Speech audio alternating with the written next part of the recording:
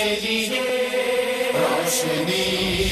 روشنی سب کے لیے۔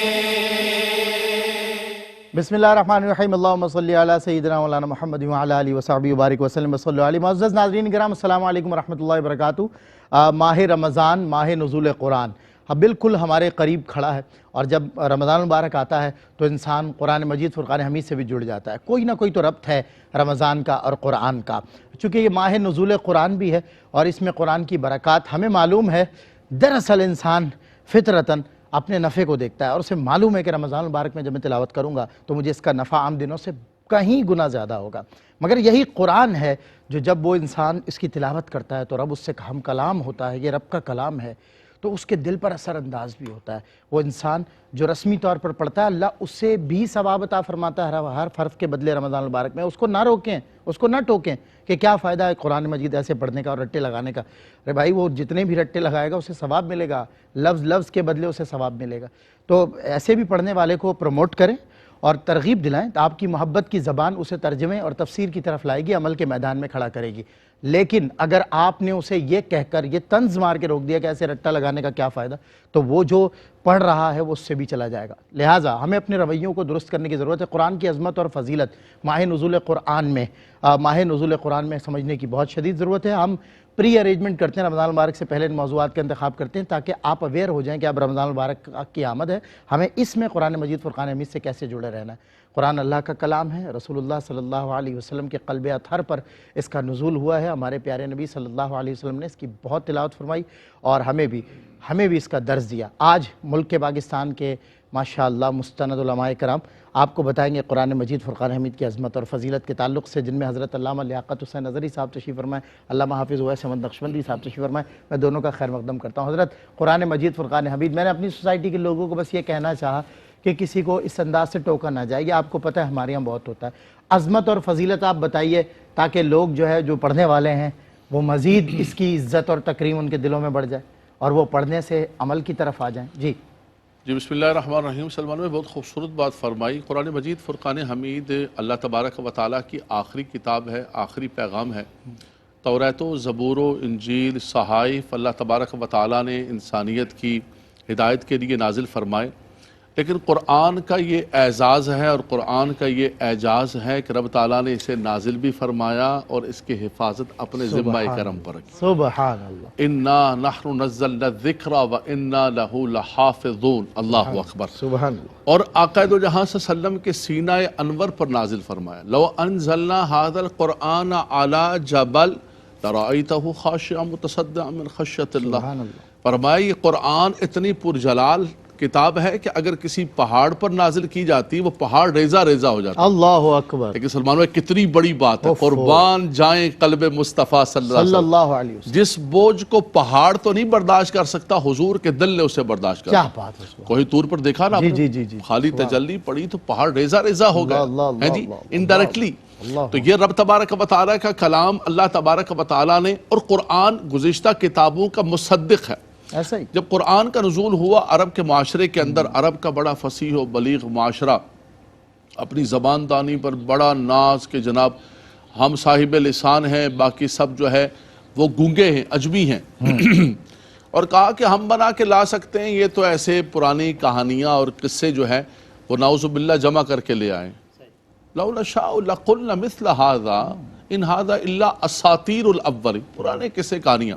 اللہ تعالیٰ نے فرمایا کہ اگر لا سکتے ہو تو فاتو بعشر سور مثلی، 10 صورتیں جیسی بنا کر لے آؤ۔ چلتے چلتے چلتے آخر کے اندر فرمایا وَإِن كُنتُمْ فِي رَيْبٍ مِّمَّا نَزَّلْنَا عَلَىٰ عَبْدِنَا فَأْتُوا بِسُورَةٍ مِّن مِّثْلِهِ اللہ اکبر۔ وَادْعُوا شُهَدَاءَكُم مِّن دُونِ اللَّهِ إِن كُنتُم صَادِقِينَ۔ اللہ اکبر۔ سبحان اللہ۔ فرمایا خود نہیں، ساروں کو جمع کر لو، اور ایک سورت سلمان بھائی۔ اور پھر قرآن نے کیا کہا؟ فرمایا فَإِن لَمْ تَفْعَلُوا وَلَن تَفْعَلُوا، نہ تو ماضی کے اندر لا سکے اور نہ قیامت تک لا سکے۔ صحیح بات، اللہ سارے مل کے بھی لا سکو گے۔ فرمایا اس سے بہتر ہے کہ جہنم کے عذاب سے بچو اور اس قرآن پر ایمان لے کر آ جاؤ۔ ایمان لے کر سلمان بھائی، اللہ تبارک و تعالیٰ کی وہ کتاب لا ریب فیہ ہے جو حضور کا زندہ معجزہ ہے، سبحان اللہ، جو اس امت کو عطا کیا گیا، اس کے فیوز، اس کی برکات، اس کی رحمتیں۔ اللہ اکبر۔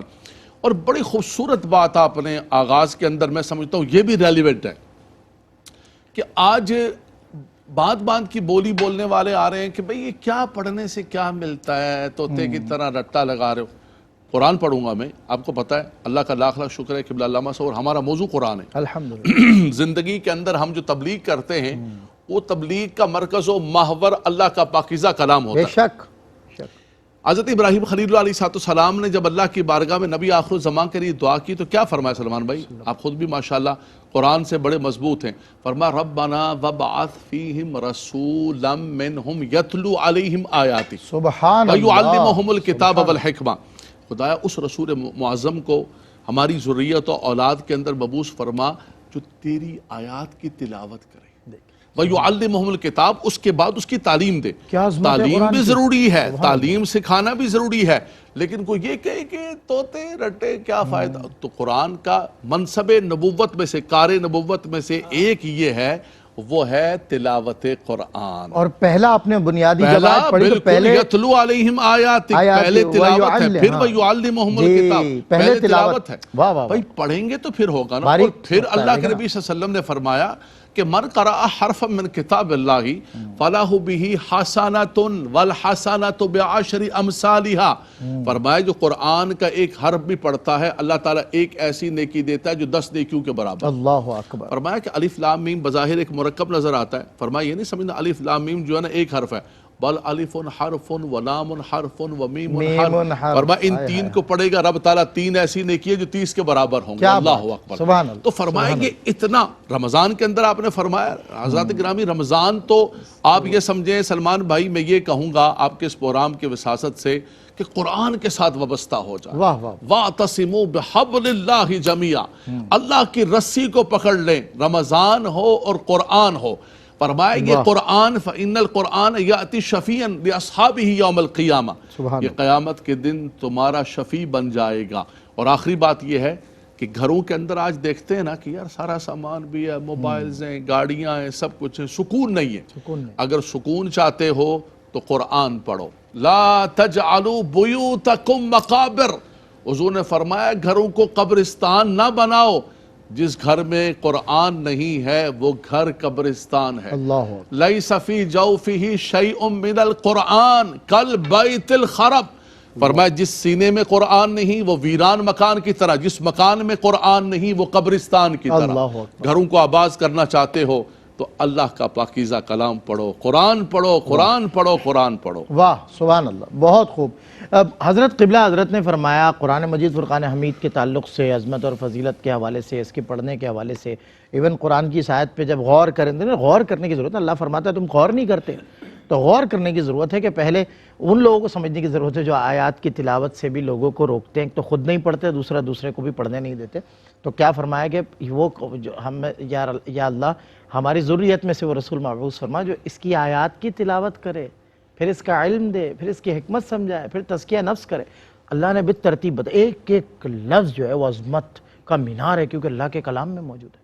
حضرت آپ اب رمضان المبارک کا مہینہ ہے، لوگ اس طرح روکتے بھی نا تلاوت سے، تو میں چاہتا ہوں کہ آپ پہلے یہ سمجھائیں لوگوں کو کہ رمضان اور قرآن کا جو آپس میں ایک تعلق ہے، ایک باہمی ربط ہے، وہ بتائیں لوگوں کو تاکہ لوگ اس طرف آئیں.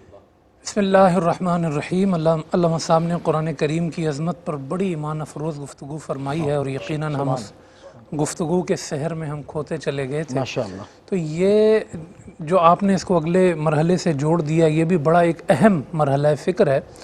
اور الحمدللہ ثم الحمدللہ ماہ رمضان المبارک میں قرآن کریم کی صدائیں تراویح میں گھروں سے، اور یہ صدائیں سنائی دیتی ہیں تلاوت کرنے والوں کے گھر اللہ آباد رکھے، قرآن کے نور سے سب کو منور فرمائے. یہ بڑا اہم پہلو ہے کہ قرآن اور رمضان کا بڑا گہرا تعلق ہے. بلکہ اگر میں ایک مزید مرحلہ اس سے آگے بڑھ کر کہوں کہ قرآن کا اور قرآن کے ساتھ ساتھ جتنے صحائف ہیں اللہ کے، ان سب کا رمضان سے بڑا تعلق. سبحان اللہ. یعنی مفسرین یہ فرماتے ہیں کہ تورات بھی قرآن میں اتری، رمضان کے مہینے میں اتری ہے، زبور بھی رمضان میں اتری ہے، انجیل بھی رمضان میں اتری ہے، اور قرآن کے بارے میں تو اللہ نے اعلان فرما دیا، جی شہر رمضان الذی انزل فیہ القرآن، سبحان سبحان رمضان کا عنوان ہی قرآن ہے، واہ واہ واہ. میں وہ مہینہ ہے. حضرت مجھے علامہ شاہ احمد عنانی صاحب کی ایک یاد آ گئی، اچانک بھول نہ جاؤں یہ بات. جب بھی رمضان المبارک آتا آپ اپنے خطابات میں اس آیت کو خطبے میں استعمال کرتے، شہر رمضان الذی انزل. مولانا شاہ احمد نورانی رحمہ اللہ کا قرآن اور رمضان دونوں مشہور تھے، ماشاءاللہ. اور ان بامی کا رب کا قرآن سوال سننے کے لیے جو ہے پورا کراچی جو ہے وہ ان کے پیچھے پہنچ جاتا تھا. اللہ ان کی قبر پر کروڑوں رحمتیں نازل آمین یا فرمائے. رب العالمین. تو یہ جو قرآن کریم نے عنوان بنا دیا کہ ماہ رمضان وہ ہے، عنوان ہے، تعارف ہے جس میں قرآن اتارا گیا. واہ. اگر اس کو آپ سمجھنا چاہیں نا تو مطلب قرآن کریم کے کہنے کا یہ ہے کہ قرآن کریم ایک ایسی کتاب ہے کہ یہ جن دنوں اور جن مہینوں میں نازل ہوئی ہے، حق یہ بنتا ہے کہ اس پورے مہینے کے روزے رکھے جائیں. سبحان اللہ سبحان اللہ. یعنی قرآن یہ جو 30 روزے ہیں نا، یہ نزول قرآن کا صدقہ ہے اور شکرانہ ہے. سبحان اللہ. میں نے تمہیں قرآن دیا ہے، رات بھی بتائی، اِنَّا أَنزَلْنَاهُ فِي لَيْلَةِ الْقَدْرِ، سبحان اللہ ہم نے اسے شب قدر میں اتارا ہے. سبحان اللہ. پھر شب قدر کے فضائل اللہ نے بیان کیے. تو یہ قرآن کریم کا اور جو رمضان کا تعلق ہے یہ خود رب العالمین نے بڑی وضاحت کے ساتھ بیان فرما دیا. آپ اس کی مقصدیت کو بھی جوڑ سکتے ہیں، تب بھی آپ کو یکسائی نظر آئے گی. سبحان اللہ. آپ دیکھیں جب اللہ نے روزے کی بات کی نا تو فرمایا لعلکم تتقون. اللہ اکبر. رمضان اس لیے ہے، روزہ اس لیے ہے تمہیں تقوی مل جائے. اللہ. اور جب قرآن کی بات کی تو کہا ھدی للمتقین، سبحان اللہ. یہ ہدایت ہے تقوی والوں کے لیے. تو روزہ بھی تقوی سے جوڑتا ہے اور قرآن کریم بھی ہدایت ہے تقوی والوں کے لیے. تقوی والوں کے لیے. تو یہ بڑا گہرا تعلق ہے، اس کو بہت سارے پہلوؤں کے ساتھ آپ قرآن کریم میں ملاحظہ کر سکتے ہیں. اور اگر اس کو آپ لے جائیں پریکٹیکل شکل میں، آپ صلی اللہ علیہ وسلم نے جو اس کا لزوم اور اس کا جو تعلق اپنی سیرت سے پیش کیا، واہ واہ. تو صحابہ کرام رضوان اللہ تعالیٰ علیہ مجمعین نے دیکھا یہ منظر اور بتایا کہ جب ماہ رمضان کی آمد ہوتی تو حضور کی تلاوت عروج پہ ہوتی. اللہ اکبر. حضور صلی اللہ علیہ وسلم صحابہ کو سنا سنا کے ان کی بے چینی ختم نہ ہوتی تو آسمانوں سے جبریل کو بلا لیتے. ہائے ہائے ہائے. جبریل آسمانوں سے اتر آؤ، میں تمہیں سناؤں تم مجھے سناؤ. کیا کہنے. جتنا قرآن نازل شدہ ہوتا تھا حضور علیہ السلام جبریل کو سناتے تھے. کیا بات. جبریل حضور کو سناتے تھے. سنانے والا، سنانے والے مصطفیٰ صلی اللہ علیہ وسلم. اللہ تعالی علیہ. اور سلمان جب حضور علیہ السلام کی ظاہری حیات کا آخری سال ہے تو حضور صلی اللہ علیہ وسلم نے ایک مرتبہ نہیں، جبریل امین سے 2 مرتبہ دور کیا. اللہ اکبر. حضور اتنا قرآن پڑھتے تھے رمضان میں، اتنا قرآن پڑھتے تھے. سبحان اللہ. حضور کی راتوں میں جو نفلی پہلو بھی اگر آپ دیکھیں گے جی. تو حضور صلی اللہ علیہ وسلم جو ہے رات کی نمازوں میں پوری سورہ بقرہ اور پوری سورہ آل عمران پڑھ جائے کرتے اللہ اکبر. اکبر. اللہ اکبر. بہرحال اس پر گفتگو بہت ہے جی اور وقفے کی طرف بھی آپ کو بڑھنا ہے، لیکن بات اختتام کو پہنچ گئی اللہ کہ اکبر. رمضان کو قرآن کریم سے جوڑ کر دیکھیں. ہائے ہائے. اور رمضان قرآن کریم کا ایک تحفہ ہے اور قرآن رمضان کا تحفہ ہے. جتنا ہو سکے لوگوں کی باتوں میں نہ آئیں، اتنا قرآن پڑھیں، اتنا قرآن پڑھیں کہ رب کے فرشتے بھی فخر کریں اور رب بھی اپنے بندے پہ فخر کریں. کیا بات ہے. اس مہینے کا پروٹوکول ہی ایک ڈیفرنٹ لیول پہ سیٹ کر دیا نا اللہ نے کہ میں نے اس میں اپنا کلام نازل کیا ہے تو میرے کلام کی عظمت کو سمجھو. آج موضوع ہم نہیں رکھا، عظمت کو سمجھو. اور آپ نے بڑی خوبصورت بات کی کہ اس کے شکرانے میں روزے رکھنے پڑیں گے اور رکھنے چاہیے کہ اللہ نے ہمیں اپنا کلام اس مہینے میں عطا فرمایا.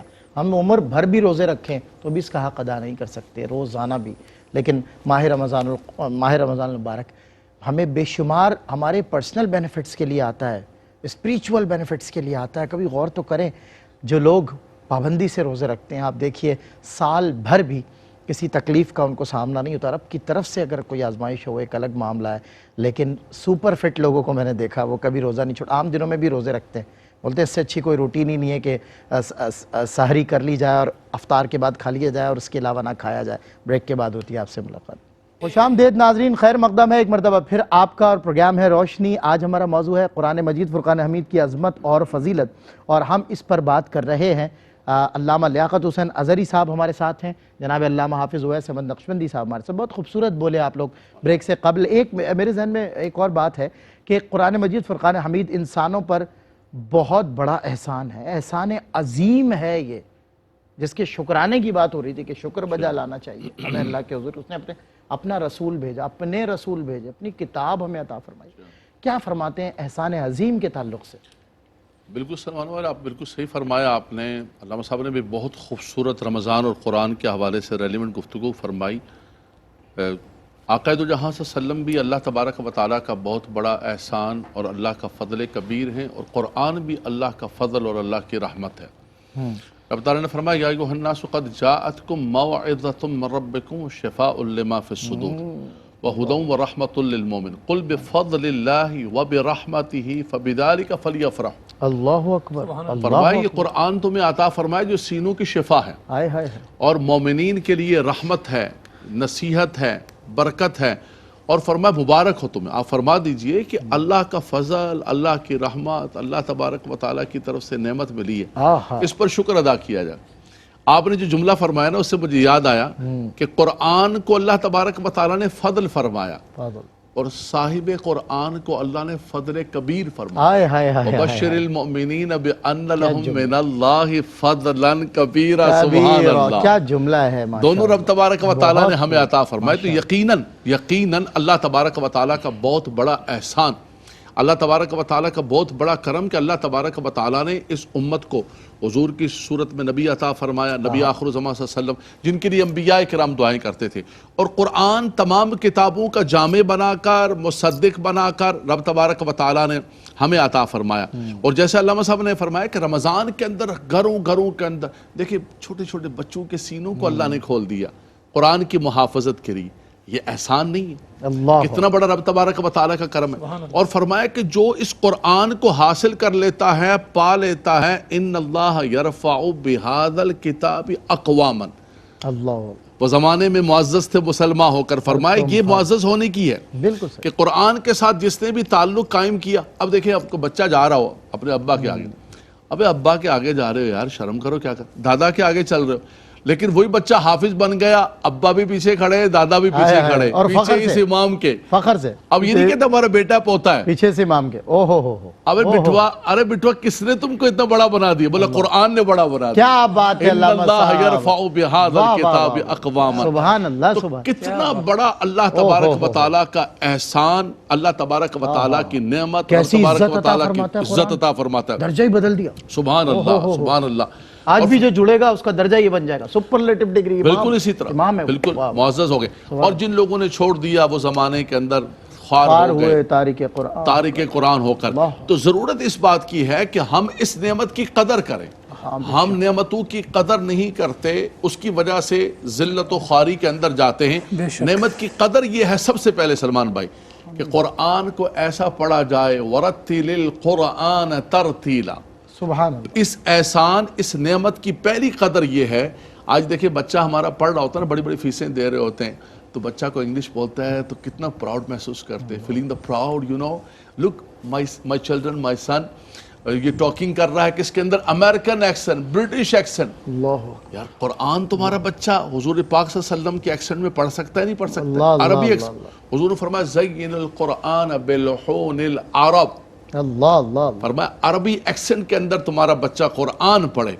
تو یہ اللہ کی نعمت، ہم اس کی قدر نہیں کر رہے. قدر کا پہلا یہ ہے کہ قرآن کو صحیح پڑھا جائے. بالکل صحیح. دوسرا یہ ہے کہ قرآن کو سمجھا جائے، سیکھا جائے.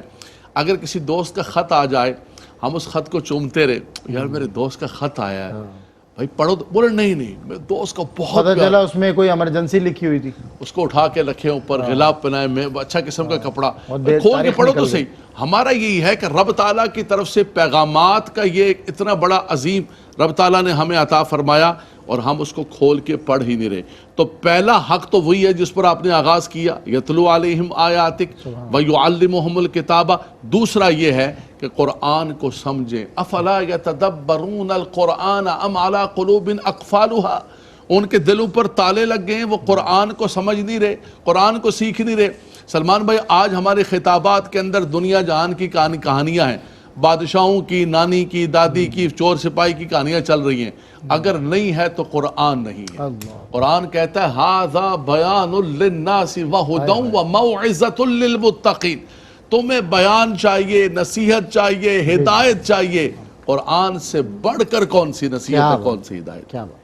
علامہ صاحب سبحان اللہ، ماشاءاللہ، اللہ آپ کو سلامت رکھے. کیا اچھی آپ نے مجھے جو آپ نے یہ مثال دی نا بیٹے اور پوتے والی، اللہ اکبر اللہ اکبر. یعنی کہ اب باپ اور دادا پر اس کی عزت تکریم لازم ہو گئی ہے، اور ان کو یہ معلوم ہے کہ اسی قرآن کی بدولت ایک ہمارے لیے ایک ذریعہ بنا ہے بروز حشر خلد میں داخلے کا، کہ یہ چمکتا ہوا آئے گا، ہم سب کو پکڑ کے جنت میں لے کے جائے گا. اللہ اکبر. علامہ حافظ اویس احمد نقشبندی صاحب تشریف فرما ہے. قبلہ قرآن مجید فرقان حمید. دیکھیں ایک ہدایت وہ ہے جو آج گرم بازار ہے سوشل میڈیا کا، ہر دوسرا آدمی ایک دوسرے کو ہدایت دینے پر تلا ہوا ہے. وہ کہتے ہیں نا کارے بد خود کرے اور لعنت کرے شیطان پر. اب ہم آپ کو پتہ ہے ہم نیگیٹو چیزوں کی طرف جاتے ہی نہیں ہیں. ہم کیوں ٹی وی ہیں؟ ہم ہمیشہ پازیٹیو کریشنز ہیں، ہماری پازیٹیو بات کرتے ہیں. مجھے پازیٹیولی بتائیں کہ قرآن مجید فرقان حمید کا جو ہدایت کا اسلوب ہے، مجھے ہدایت سمجھنی ہے، قرآنی اسلوب کیا ہے، وہ اسلوب بیان کریں. بسم اللہ الرحمن الرحیم. بہت اچھا سوال آپ نے کیا. دیکھیں ایک تو قرآن کریم کا جو لفظی اسلوب ہے، جی، وہ قرآن کریم کو ترجمے سے پڑھنے والے یہ بات سمجھ لیں کہ قرآن کریم اس تحریری اسلوب پر نہیں اترا ہے جی، جس پر آج کتابیں تحریر کی جاتی ہیں. صحیح. کہ ابواب مقرر کیے جاتے ہیں، اس کے پیراگراف، اس کی فصلیں اور ساری چیزیں طے کی جاتی ہیں. قرآن کریم کا جو نزول ہے وہ خطباتی انداز میں ہوا ہے. ٹھیک ہے. ایک خطبہ جس موقع پر ضرورت تھا اتنا پیراگراف اتر گیا، اس کے بعد جو ضرورت تھی اس کے مطابق دوسرا پیراگراف اترا، تیسرا پیراگراف اترا. صحیح. اس لیے قرآن کریم کو جو ترجمے سے پڑھنے والے ہیں، جب وہ قرآن کریم کو پڑھیں گے تو ان کو محسوس ہوگا کہ قرآن کریم کا انداز بیاں ایک ہی صوت میں چلنے والا نہیں ہے، بلکہ مختلف پہلو لیے ہوئے ہیں. بالکل اس میں کبھی ایک طرف قرآن کریم جمع کے انداز میں بات کرے گا، کبھی مخاطب کے انداز میں بات کرے گا، کبھی غائب کے انداز میں بات کرے گا، کبھی واقعہ آ جائے گا، کبھی مثال آ جائے گی، کبھی جو ہے حکم آ جائے گا. یہ سارا جو ہے نا خطباتی انداز ہے قرآن کریم کا. اس کو پڑھ کر کوئی چونکے نہ کہ یہ کیا بات ہے، ایک بات چل رہی تھی دوسری بات آ گئی. اس کو جوڑ کر دیکھیں اس ماحول سے کہ جس ماحول میں یہ نازل ہوا ہے. رہی یہ بات کہ ہدایت کا اسلوب کیا ہے، کہ کس طرح قرآن کریم ہدایت عطا کرتا ہے، تو قرآن کریم کی جو بنیادی چیز ہے نا، ایک لفظ سے اگر آپ دیکھنا چاہیں، کیونکہ ہدایت کی کتاب ہے تو ہدایت جب تک آسان نہیں ہوگی تو ہر بندے کی اس تک پہنچ نہیں ہوگی. ایسا ہی قرآن کا کمال یہ ہے کہ فلسفی آئے گا تو فلسفہ بھی پالے گا، عالم آئے گا تو علم کو بھی پالے منطق گا، والا بھی یہاں سیراب ہو جائے. ہاں جیسے سمندر ہے نا، جو اس کی جتنی گہرائی تک پہنچے، کسی کو مچھلی مل جائے گی، کسی کو موتی مل جائے گا، کسی کے صرف پاؤں ہی گیلے ہوں گے، جو جتنا آئے گا اس تک اس کو مل جائے گا. لیکن ہر بندے کی ہدایت اس میں چونکہ موجود ہے تو قرآن کہتا ہے وَلَقَدْ يَسَّرْنَا الْقُرْآنَ لِلذِّكْرِ فَهَلْ مِن مُدَّكِرٍ. قرآن کریم جو ہے نا اس انداز میں ہدایت دیتا ہے کہ آپ دیکھیں گے کہ آپ بیٹھے ہوئے ہیں قرآن کریم کو پڑھ رہے ہیں تو یہ قرآن کریم کبھی آسمان کی بات کرے گا، آسمان سب نے دیکھا ہوا، افلا اچھا جانوروں کی بات کرے گا. وَمِنَ الْأَنْعَامِ قرآن کریم میں جگہ جگہ آپ دیکھیں گے اونٹ کا ذکر، افلا ينظرون الى الابل كيف خلقت والى السماء كيف رفعت والى الجبال كيف نصبت والى الارض كيف سطحت. ان في خلق السماوات والارض واختلاف الليل والنهار لآيات لأولي الالباب ومن آياته ان خلق لكم من انفسكم ازواجا لتسكنوا اليها وجعل بينكم مودة ورحمة ومن آياته ان خلقكم. یہ قرآن کریم تخلیق کی بات کرے گا، آسمان کی بات کرے گا، زمین کی بات کرے گا، موسم کی بات کرے گا، فصل کی بات کرے گا، ہواؤں کی بات کرے گا، رنگوں کی بات کرے گا. یعنی آپ ایک طرف تو قرآن کریم کو جب پڑھیں گے تو آپ کو ایسا محسوس ہوگا کہ کوئی بات اجنبی نہیں کی جا رہی. تو آفاق عالم کی بات قرآن کریم کرتا ہے سمجھانے کے لیے. آسان مثال سنوریہم آیاتنا فی الآفاق وفی انفسہم، قرآن کریم ایک یہ پہلو ہے. دوسرا پھر ان چیزوں کو ذکر کرنے کے بعد قرآن کریم میں تذکیر، نصیحت کا انداز غالب ہے. وَذَكِّرْ فَإِنَّ الذِّكْرَىٰ تَنفَعُ الْمُؤْمِنِينَ۔ سبحان اللہ۔ قرآن کریم میں مثالوں کا انداز بڑا غالب ہے، کیونکہ مثال سے آدمی کو چیز سمجھ آتی ہے نا۔ ضرب اللہ مثلا، یہ قرآن کریم کا ایک اسلوب ہے، اللہ نے ایک مثال بیان کی، اللہ لوگوں کے لیے ایک مثال، وما یعقلها الا العالمون، ہماری مثالوں کو سمجھیں گے وہی جو اہل علم ہیں۔ تو مثالوں کے ذریعے قرآن کریم جو ہے وہ بات کرتا ہے، نصیحت کے ذریعے بات کرتا ہے۔ اچھا، قرآن کریم کے اسلوب کی جو سب سے بڑی خوبی ہے، آپ میری گفتگو سننے کے لیے بیٹھیں گے، کسی عالم کی گفتگو سننے کے لیے بیٹھیں گے، آپ کو ہو سکتا ہے محسوس ہو کہ چیزیں کچھ مکس ہو رہی ہیں، ہمیں وضاحت چاہیے، ہمیں بات واضح نہیں ہو۔ قرآن کریم کا یہ خوبی ہے لِتُبَيِّنَ لِلنَّاسِ، یہ بیان ہے، یہ ہر چیز کو واضح کرتا ہے۔ وہ کہا نا قرآن کریم نے کہ جو آیت الکرسی کے بعد جو آیات طیبہ ہیں جس میں اللہ پاک نے فرمایا کہ اللہ پاک نے جو غی ہے یعنی جو باطل چیز ہے اس کو حق سے جدا کر دیا، یعنی جو حق ہے وہ آپ کو چمکتا دمکتا نظر آئے گا، جو برائی ہے نا اس کا لیول گرا کے قرآن بتائے گا یہ بری چیز ہے۔ تو قد تبین الرشد من الغی، رشد الگ ہے، غی الگ ہے، جائز الگ ہے، ناجائز الگ ہے، حلال الگ ہے، حرام الگ ہے، سیاہ الگ ہے، سفید الگ ہے۔ قرآن کریم کا جو اسلوب ہدایت ہے وہ چیزوں کو بڑی وضاحت کے ساتھ بیان کرتا ہے، بڑی آسانی کے ساتھ بیان کرتا ہے، نصیحت کے انداز میں بیان کرتا ہے، مثالوں کے ذریعے بیان کرتا ہے۔ اور قرآن کریم کا جو فوکس ہوتا ہے نا اسلوب میں اگر آپ دیکھیں گے وہ پہلو ہوتا ہے ہدایت کا۔ اگر وہ چاند کی بات کر رہا ہے تو وہ کہہ رہا ہے میں نے چاند اس لیے اتارا کہ تو روزے رکھ لے، تجھے ٹائم کا پتہ چل جائے، لیکن بات چاند کی ہو رہی ہے لیکن بات تمہارے روزے پہ آ گئی، بات تمہاری نماز کے اوقات پہ آ گئی۔ تو یعنی قرآن بات کرتا ہے کسی بھی چیز کی، اس میں ڈھونڈنے والا سائنس بھی نکال لے گا، ڈھونڈنے والا فلکیات بھی نکال لے گا، لیکن قرآن کیا بولے گا؟ میں نے یہ تیری ہدایت کے لیے ہوگا۔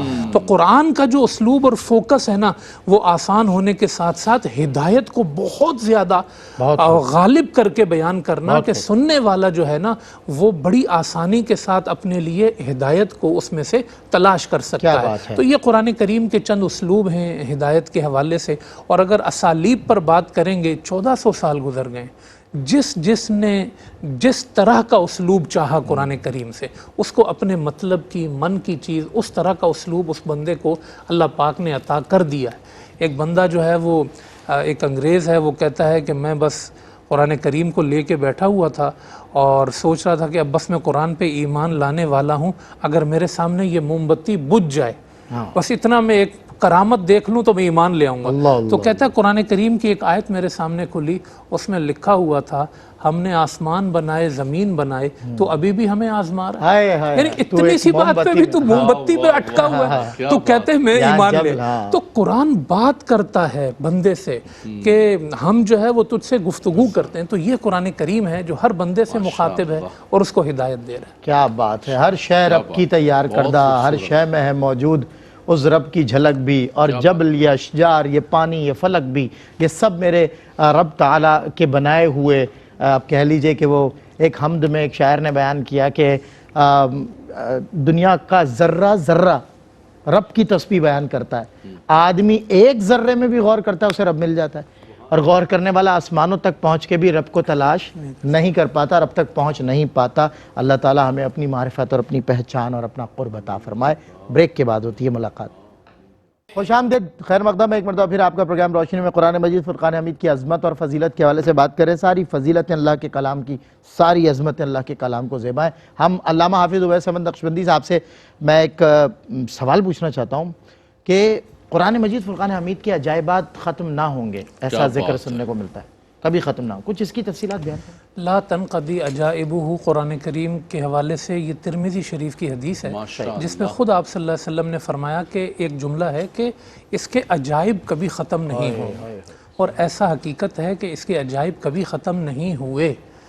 آج تک اس کی تفاسیر لکھی جا رہی ہیں، کوئی گرامیٹکلی اس کو جو ہے وہ تفسیر کر رہا ہے، کوئی احکام کی تفسیر کر رہا ہے، کوئی اس کے لفظوں کی تفسیر کر رہا ہے، کوئی اس کے معنی کی تفسیر کر رہا ہے، کوئی سائنسی پہلو لے کر آ رہا ہے، کوئی کیا پہلو لے کر آ رہا ہے، مگر قرآن کریم جیسے جیسے زمانہ آگے بڑھتا جا رہا ہے اس کی تفسیر کے نئے باب کھلتے جا رہے ہیں۔ کسی نے بڑی خوبصورت بات کہی کہ قرآن کریم جو ہے وہ خود اللہ پاک کا قول ہے اور یہ سارا زمانہ جو ہے نا اللہ کا فعل ہے. قرآن قول ہے، زمانہ فعل ہے. تو اب ظاہر ہے کہ ان کے اندر کوئی تضاد نہیں ہے. جیسے جیسے زمانہ کھلتا جائے گا قرآن کریم کے اسرار بھی جو ہے نا وہ کھلتے جائیں گے. چونکہ یہ پہلو اور جو موضوع ہے بڑا طویل ہے، لیکن میں اپنے سامعین تک ایک بڑی دلچسپ بات پہنچانا چاہتا ہوں. تھوڑا سا میں نے اس پہ ورک کیا. وہ یہ کہ آپ قرآن کریم جس ماحول میں اترا ہے اس ماحول میں آپ دیکھیں کہ کوئی ایک پوری کتاب ترتیب سے اتار کے نہیں دی گئی.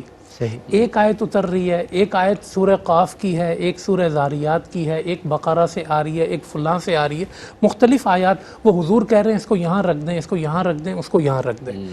اچھا، یہ جو چیز میں بیان کر رہا ہوں یہ اس وقت صحابہ کرام کا موضوع بھی نہیں تھا. اس حوالے سے انہوں نے کوئی بات نہیں کی، حضور علیہ السلام نے اس حوالے سے کوئی بات نہیں کی. بعد میں قرآن پہ تحقیق کرنے والوں نے قرآن کے لفظی اور قرآن کریم کی آیات اور اس میں ذکر کی ہوئی چیزوں کو جب مماثلت کے اعتبار سے دیکھا، مشابہت کے اعتبار سے دیکھا، تو وہ حیران رہ گئے کہ یہ چیزیں کیسے قرآن میں مرتب تھی اور کیسے جڑی ہوئی تھی. میں آپ کو مثال دیتا ہوں. قرآن کریم نے ایک لفظ کہا، ایک آیت میں آیا کہ ان مثل عیسیٰ عند اللہ کمثل آدم. عیسیٰ کی مثال اللہ کے ہاں آدم جیسی ہے. اب معنی واضح ہے کہ آدم علیہ السلام کے بھی والد نہیں تھے اور عیسیٰ علیہ السلام کے بھی والد نہیں تھے. لیکن جب ان دونوں کو مثل کہا نا تو تحقیق کرنے والوں نے یہ تحقیق کر کے دیکھا کہ پورے قرآن میں عیسیٰ بھی 25 دفعہ آیا ہے اور آدم بھی 25 دفعہ آیا. کیا کہنے، یہاں بھی مماثلت ہے آپس میں. چشمہ. واہ واہ. سبع سماوات قرآن کریم میں آتا ہے 7 آسمان ہیں، اور سبع سماوات 7 آسمانوں کا ذکر بھی قرآن میں 7 مرتبہ ہی آیا. یعنی یہ اس وقت کا موضوع نہیں ہے، یہ آج کی تحقیق کا موضوع ہے. اچھا، شہر کہتے ہیں مہینے کو، اور مہینے کتنے ہوتے ہیں سلمان؟ 12. لفظ شہر قرآن کریم میں 12 مرتبہ ہے. اللہ اکبر، اللہ اکبر، اللہ. کیا بات ہے، زبردست تحقیقات لائے بھائی. یوم دن کو کہتے ہیں. کتنے دن ہیں سال میں؟ سال میں 365 دن ہے. قرآن کریم میں یوم کا لفظ 365 دفعہ ہے. بات ہے. اللہ اکبر. اچھا، قرآن کریم میں دیکھیں ایک لفظ ہے قل، کہیے. قل، کہیے. یہ آیا ہے قرآن کریم میں 332 دفعہ. اللہ اکبر. یعنی قل، کہیے، جواب دیجئے. اور قالو، انہوں نے کہا، انہوں نے پوچھا، وہ بھی 332 دفعہ. اللہ اکبر. انہوں نے پوچھا 332 ہے، اور قل یہ بھی 332. یعنی جواب رب نے 332 مرتبہ عطا فرمایا. سوال بھی آپ کہہ دیجئے سوال ملا اور جواب. اچھا، لفظ شیطان ایک قوت ہے، اور لفظ ملائکہ یہ فرشتوں کی دوسری قوت ہے. دونوں قرآن کریم میں 88 مرتبہ ہے. اللہ اکبر. اللہ. اچھا، جنت بھی ہے، اس کے مقابل جہنم ہے. قرآن کریم میں جنت اور جہنم دونوں 77 مرتبہ ہیں. اللہ اکبر. اچھا، منفعت اور خسران یہ خود قرآن کریم میں جو ہے وہ برابر تعداد میں آئے ہیں. امرأہ اور رجل، مرد اور عورت 23 مرتبہ قرآن میں آئے ہیں. صلوات جمع کے ساتھ کتنی نمازیں ہیں؟ 5. تو صلوات کا لفظ بھی قرآن میں کتنی دفعہ آیا؟ 5 دفعہ آیا. ایک آخری چیز بڑی حیران کن ہے، اور میں یہ سائنس کے طالب علموں اور ارضیات سے تعلق رکھنے والے طالب علموں کو کہنا چاہتا ہوں، ان کی نالج میں اضافہ ہوگا کہ قرآن کریم میں لفظ ارض جو ہے زمین یہ 13 دفعہ آیا ہے، اور باہر کا جو لفظ ہے نا سمندر یہ آیا ہے 35 دفعہ. ٹھیک ہے، 35 اور 13 کو جمع کریں تو یہ بنتے ہیں 45. بالکل صحیح. ٹھیک ہے، 35 اور 13 48 بنیں گے. 32 باہر آیا 32 دفعہ، 32 مرتبہ، اور عرض آیا ہے 13 45 دفعہ، بنتے ہیں. 45 ہو گئے. اب اگر اس کو پرسنٹیج پہ لے جا کر دیکھیں تو 71% جی روئے زمین پر 71% پانی ہے. ایسا ہی ہے. اور 29% جو ہے نا وہ خشکی ہے. اللہ اکبر. اور ان دونوں کی پرسنٹیج کو اگر جمع کریں، جو عرض 13 مرتبہ آیا اور باہر 32 دفعہ آیا، تو وہی پرسنٹیج بنتی ہے کہ جتنی دفعہ کی پرسنٹیج خشکی کی ہے اتنی دفعہ عرض آیا، اور جتنی پرسنٹیج پانی کی ہے اتنی دفعہ باہر آیا. اللہ اکبر. بڑی بات. اللہ اکبر. سبحان اللہ. کیا بات ہے. علامہ حافظ اویس احمد نقشبندی صاحب، خوبصورت تحقیق تھی حضرت. ہمارا وقت ختم ہو گیا ہے، میں اجازت لینا چاہوں گا. علامہ لیاقت حسین اظہری صاحب کو جلدی سے پیغام دے دیں. پیغام یہی ہے کہ دیکھیں، قرآن اللہ تبارک و تعالیٰ کی طرف سے شفا ہے. وَنُنَزِّلُ مِنَ الْقُرْآنِ مَا هُوَ شِفَاءٌ وَرَحْمَةٌ لِّلْمُؤْمِنِينَ. یہ ابدان کے لیے بھی شفا ہے، ارواح کے لیے بھی شفا ہے، صدور کے لیے بھی شفا ہے. اگر آپ قرآن سے وابستہ ہو جائیں گے تو آپ کو کسی ہر کونے کے بابے کے پاس جانا نہیں پڑے گا. صحیح بات ہے. قرآن سب سے بڑا آپ کے لیے شفا کا مرکز و محور ہے.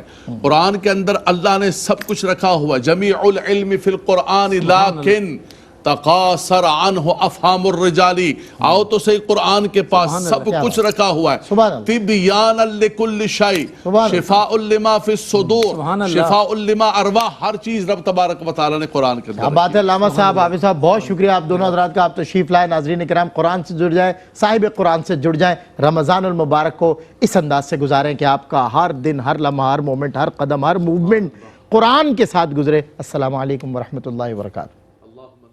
روشنی روشنی سب کے لیے، روشنی روشنی سب کے لیے، روشنی روشنی سب کے لیے، روشنی روشنی سب کے لیے، روشنی روشنی سب کے لیے.